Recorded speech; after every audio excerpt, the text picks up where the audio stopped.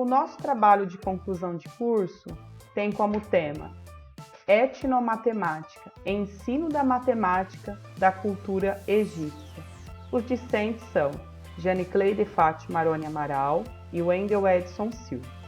A professora orientadora é a Priscila Santos Rodrigues, licenciatura em matemática, e o nosso polo é em Badibacite. A etnomatemática, ela tem um caráter transdisciplinar. O que seria esse caráter transdisciplinar? É como se fosse uma corrente de pensamento mais aberta e que busca dar uma resposta ao método tradicional da divisão das disciplinas. Essas disciplinas que nós vemos nas escolas. É uma divisão artificial. Ela é criada pelo homem para quê? Para facilitar as práticas de ensino. A etnomatemática, ela vai valorizar as tradições culturais. E os povos egípcios, através da escrita e cálculos, eles permitiram a divulgação de ideias juntamente com o desenvolvimento de atividades diferentes, como, por exemplo, o comércio e a agricultura. Nós temos o professor Ubiratã D'Ambrosio como o que estudou a etnomatemática, ou seja, o que teorizou, o que levou para as escolas um programa diferente, para que essa prática ela pudesse ser adotado, levando sempre em consideração as culturas. E segundo esse professor, as culturas elas vão expor todo o seu conhecimento matemático em diversas situações. Pode ser numa situação religiosa, numa situação artística, situações de observação, de comparação, quantificativa e entre outras. Esses são apenas alguns exemplos levantados pelo professor, como situações em que a etnomatemática ela pode ser inserida. Então, a gente observa o quê? Que sempre é levado em consideração a realidade do educando. E nós temos aqui a definição de etnomatemática. A etno seria um ambiente natural, um ambiente social e cultural e imaginário. Matema está relacionado ao quê? A explicação, o aprender, o conhecer, lidar com algo. E a tica são os modos, estilos, artes e técnicas. E o objetivo geral do nosso trabalho é levantar informações sobre a etnomatemática, principalmente na cultura dos povos egípcios. Nós fizemos um recorte desses povos, porque nós sabemos que se formos considerar os outros povos, nós vamos ver que tem uma gama de conhecimentos. Então, a gente fez um recorte apenas dos povos egípcios, porque eles contribuíram muito com o conhecimento matemático. Então, serão trabalhadas informações de sua cultura, suas técnicas de cálculos cotidianas e práticas de produção e aplicação de conhecimento, além de verificar como são enquadrados no ensino atual tais conteúdos. E a justificativa. Esse trabalho ele vai se justificar pela necessidade do estudo do legado de outras sociedades, sobretudo da cultura egípcia, que se faz muito rica pelo avanço precoce que teve, Onde, mesmo sem o acesso à tecnologia, eles tiveram progresso à frente do seu tempo, como podemos observar na astronomia e na matemática, que é o nosso campo de estudo. Então, se formos considerar a etnomatemática juntamente com a educação, nós vamos observar o quê? Que a etnomatemática ela vai ter um conceito muito amplo, porque cada povo tem uma vivência, cada povo teve contato com muitas particularidades. Então, o que é mais importante é levar sempre em consideração a realidade desse povo. Porque nós vemos que a matemática, elas são ensinadas de certa forma, quando não leva em consideração a etnomatemática, fórmulas que muitas vezes causam desinteresse, porque se a criança ou o adolescente ele não consegue aprender, ele acha que a matemática é algo desinteressante, porque se ele não conseguir aprender, ele passa a achar a matéria um pouco desinteressante. E a aprendizagem de forma tradicional também, ela pode causar um certo desinteresse pelo educando. O interessante é nós destacarmos uma fala do D'Ambrosio no programa da etnomatemática. Nas conversas que eu tinha com os doutorandos, pessoal de alto nível, culturalmente ligado à sua realidade, eles me mostraram que aquela matemática de primeiro mundo levada a eles não tinha nada que ver na sua origem com a tradição deles. Os malinenses, que são muçulmanos, eles construíram grandes mesquitas típicas deles, de pau a pique. Estão de pé há mais de 500 anos. Eles tiveram os arquitetos deles, os urbanizadores deles, que fizeram coisas maravilhosas com uma matemática muito própria, com soluções diferentes das nossas para problemas comuns a todos os povos. Então, comecei a estudar muita antropologia, história comparativa para entender melhor esse fenômeno, que, claro, não se explica somente pela matemática. Então, se nós formos considerar essa fala do D'Ambrosio, nós vamos ver o quanto os povos utilizaram os seus conhecimentos próprios para construir grandes monumentos. Isso que é o mais interessante de se observar. Por isso, é importante a gente estudar não só a matemática, mas ampliarmos os estudos para que o entendimento seja possível diante de várias construções. É um exemplo que a gente pode ver aqui. Nós temos aqui um comparativo de dois educadores, que é o Freire e o D'Ambrosio. O que acontece? O Freire, ele considera um direito de todas as classes populares a superação do que ele chama o saber do senso comum. O que é superar? Eu conseguir ir além. O autor observa que não é admissível apenas superar esses saberes, cultivados no cotidiano, sem partir dele, através dele caminhar para outros conhecimentos, resultando do quê? De procedimentos mais formais. E daí eu consigo o quê? Que vários fatores do nosso dia a dia, que a gente pode dizer que é o do senso comum, eu posso usar eles de forma a ampliar um conhecimento que pode se tornar algo mais formal e aplicável. Olá, meu nome é Wendel. A gente vai dar continuidade a partir daqui, desse ponto, tá? Falando sobre cultura egípcia, a gente sabe que o povo do Antigo Egito, né, foi um pessoal rico em cultura, ou seja, eles tiveram grande produção cultural, seja na parte de astronomia, da matemática, na parte artística, científica, medicina, enfim, foi um povo com bastante produção cultural, tá?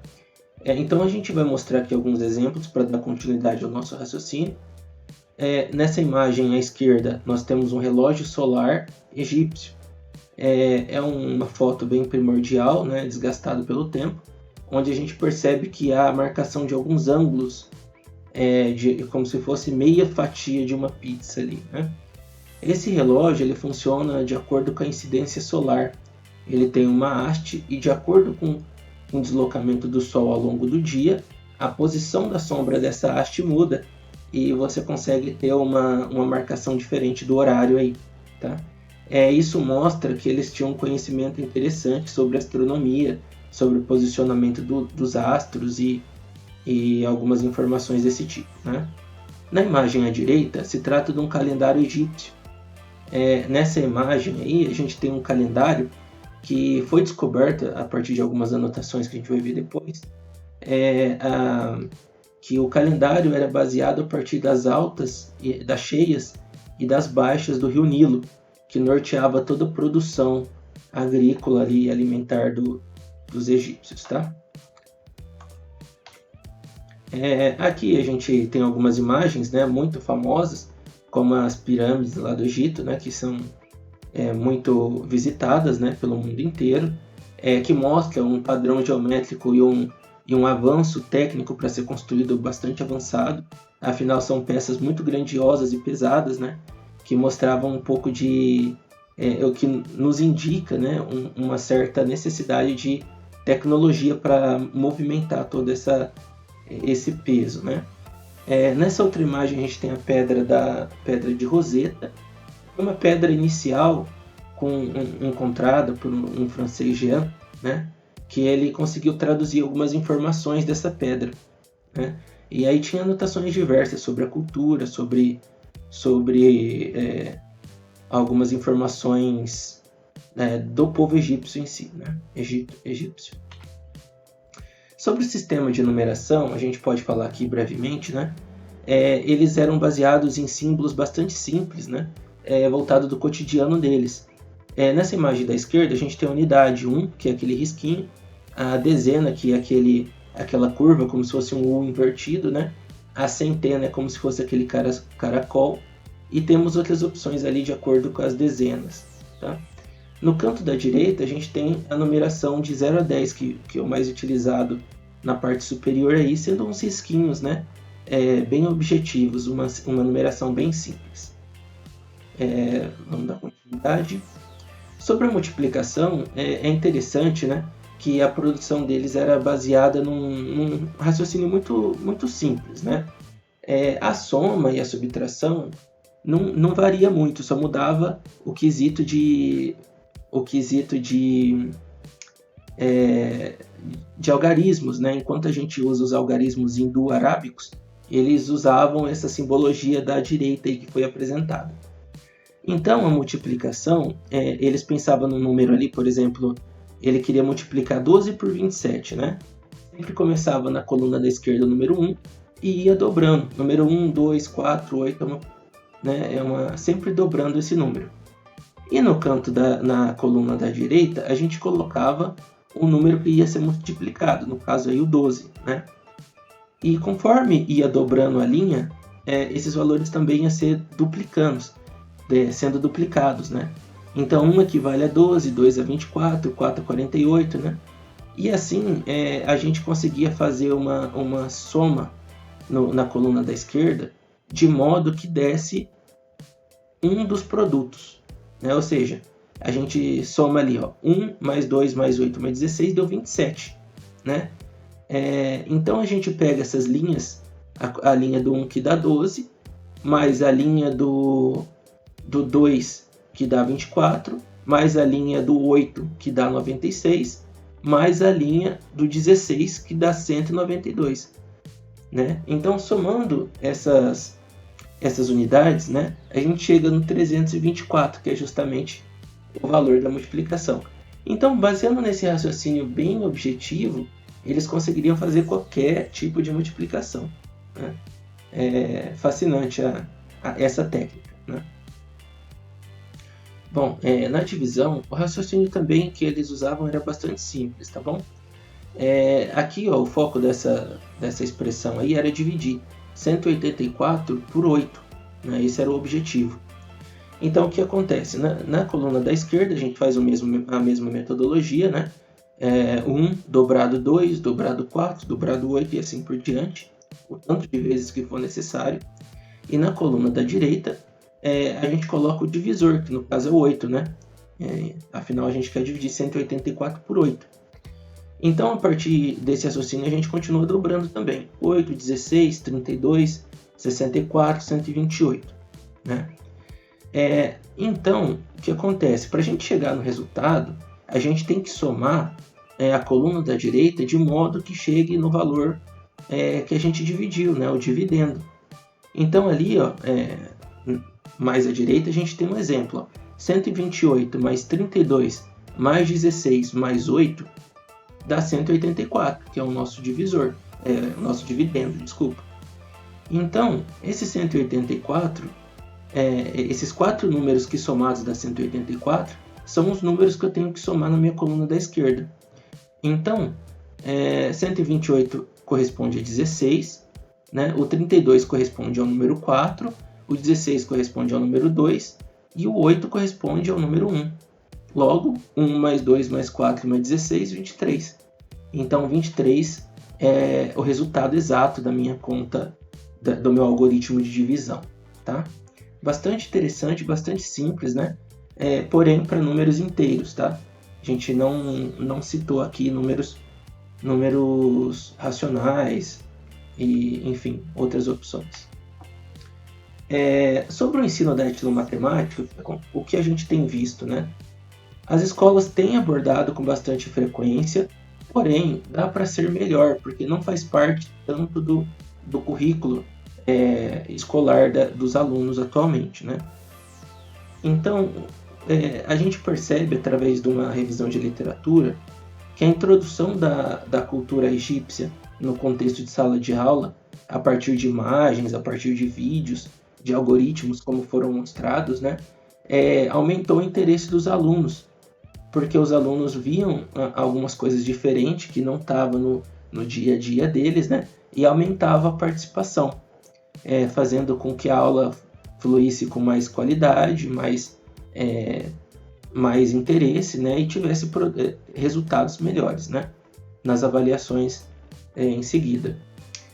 Dá para fazer também algumas conexões interdisciplinares, ou seja, dá para fazer links com a história, com a geografia, né, até mesmo com línguas, né, literatura, enfim. E todo esse conhecimento, ele dá uma visão para o aluno de um desenvolvimento temporal, ou seja, uma noção de quando que ocorrem os eventos, né? Porque a maioria dos eventos acontecidos no Egito Antigo era antes de Cristo. Então dá uma visão de grandeza temporal, né? Isso que foi levantado por alguns artigos. Como conclusão, a gente indica, né, a introdução do conhecimento matemático de outras civilizações, no nosso caso o Egito Antigo, né, na sala de aula, porque isso consegue fazer com que o aluno veja que existem outros algoritmos a ser trabalhados que não são os nossos, né, que não são só os que a gente usa frequentemente em sala de aula, né.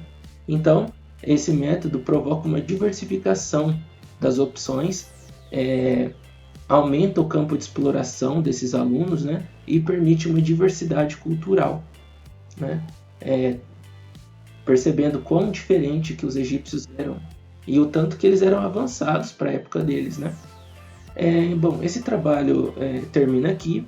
A gente considera ele que alcançou os objetivos, porém existe um leque de pesquisa que pode ser desenvolvido a partir daqui, propondo continuidade de pesquisa, né?